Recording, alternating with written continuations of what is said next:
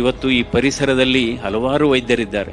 ಒಂದು ಸನ್ಲೈಟ್, ಎರಡನೇದು ಡಯಟ್, ಮೂರನೇದು ಎಕ್ಸರ್ಸೈಸು, ನಾಲ್ಕನೇದು ಫ್ರೆಂಡ್ಶಿಪ್ಪು, ಐದನೇದು ಆತ್ಮವಿಶ್ವಾಸ, ಆರನೇದು ಸ್ಮೈಲ್.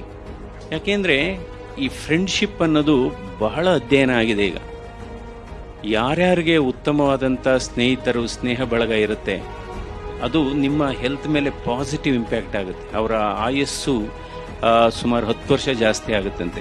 ಔಷಧಿ ಅಲ್ಲದ ಔಷಧಿಗಳು ಯಾವುದಪ್ಪ ಅಂದರೆ, ಒಂದು ವಾಕಿಂಗು, ಇನ್ನೊಂದು ಸ್ಮೈಲಿಂಗು, ಮೂರನೇದು ಇಂಟರ್ಮಿಟೆಂಟ್ ಫಾಸ್ಟಿಂಗು, ಆಮೇಲೆ ಸ್ಲೀಪಿಂಗ್, ಹಾಗೆಯೇ ಈ ನಂತರ ಸಂತೃಪ್ತಿ.